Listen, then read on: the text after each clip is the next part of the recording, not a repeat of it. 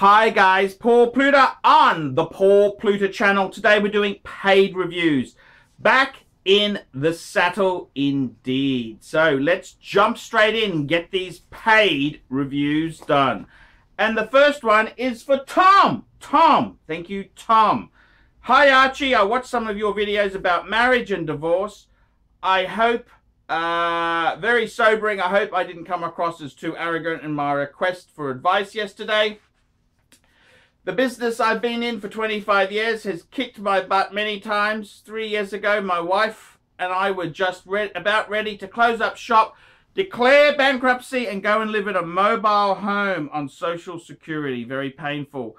But we stuck it out. I worked on my management weaknesses and have held the company back and have restructured the organization from top to bottom. We're part of a franchise network, and now 3 years later, we're Franchise of the Year for our district and in the running for Franchise of the Year in the whole network. But it was a very tough, again, mostly because of my weaknesses as a manager. I've been learning about MGTOW and how poorly men are treated in divorce in the West. Shocking and terrifying. I'm a married, hardworking South African. I married a gracious, hardworking South African girl 37 years ago. Learning about what men in particular are going through makes me appreciate my good luck in the wife department. And believe it or not, the sex in the last few years has been very, very good.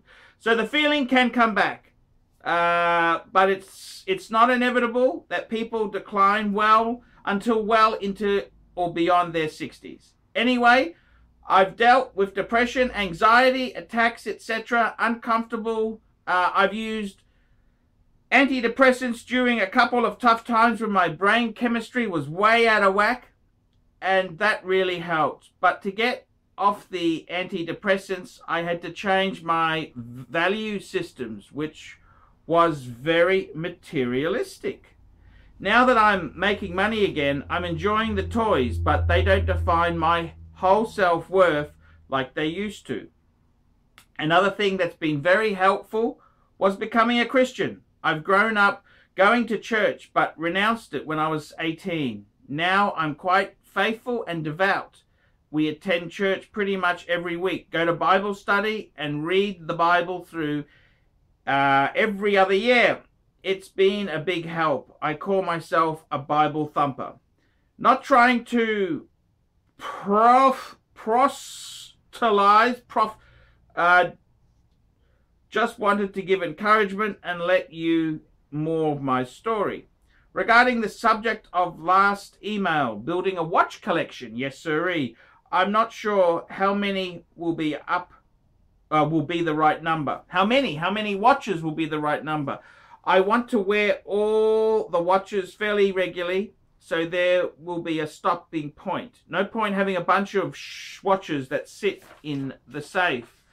At the end of the day, I'd like a couple of gold watches, a Torno or two, world timer, perpetual calendar, military, etc., etc. Some variety with each watch making a statement that's distinct from the rest.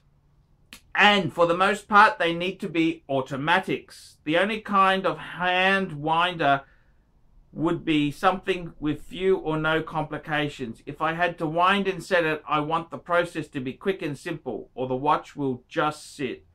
Your friend, Tom. Thank you so much, Tom. So, very interesting, nice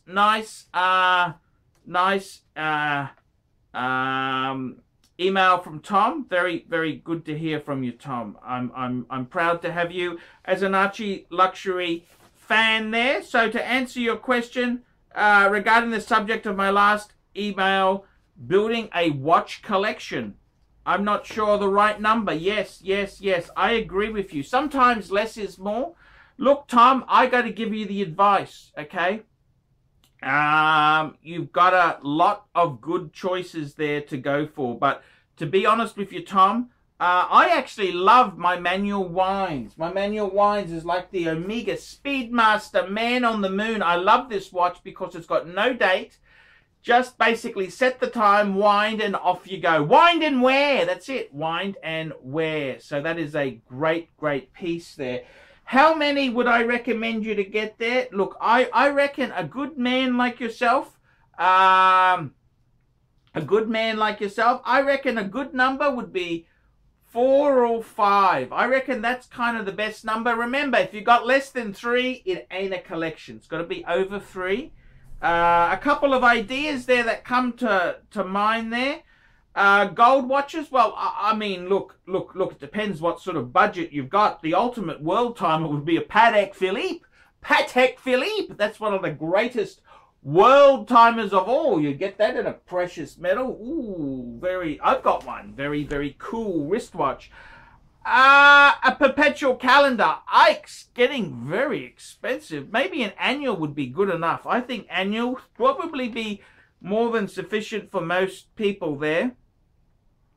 Military, look, military, there's a lot of things that are military inspired. Like I really love the Breguet Type 20. This is a special series for the French Navy Air Force. Military, you could also say a Speedy is a military because it was the moon watch. That was kind of a, you know, a great period in American history where they went, well, they at least they went into space. Okay, let's give them that point. They did go to space. Whether they went to the moon doesn't really matter. Doesn't really matter. I would say, look, you're good to get a dive, some sort of dive watch you can go in water with. That's always very handy. I would say get some sort of so you know, I'll give you a bit of a, I'll give you a nice little combo deal that you could get there going. I reckon a great bang per buck diver is the Tudor Black Bay Heritage. This sort of piece here, they're a great piece in the sense that they are incredibly good value. You're looking at around about $2,000 to $3,000 US. Wonderful piece. It's a diver, 41 mil, quite a big diver. It's a retro diver, which when I say retro, it's got a few beautiful features that, you know, just funky. It's got no crown guards, so it's retro. It's got a rivet. These are rivet. Look at the rivet. It's a faux rivets because real rivets they weren't the greatest bracelets, but they look cool as shit. So faux rivets, and I just think it's just such a cool piece there. The gold gilt dial, aluminum bezel, just a sexy stunner. So you need some sort of dive watch. The next type of watch would be, I reckon you need a GMT function. GMT function watch. And look, every man does need a Rolex as well. I reckon Explorer 2. Explorer 2, perfect. This is great. It gets 2 things ticked off your list. A GMT function, and it gives you a Rolex. You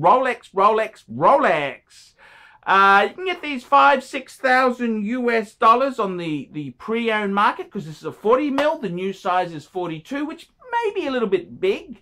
So I reckon that is a great piece to get there. What's the third piece I'd recommend? Well, you want to get an icon, man. You want to get an icon. Omega Speedmaster, man on the moon. Moonwatch. These are great bang per buck. Again, Americans love. It's the great, celebrating the great feat. So I'd get one of those. Man, I reckon 5. You want to get at least 5 watches. 4 or 5 watches at least.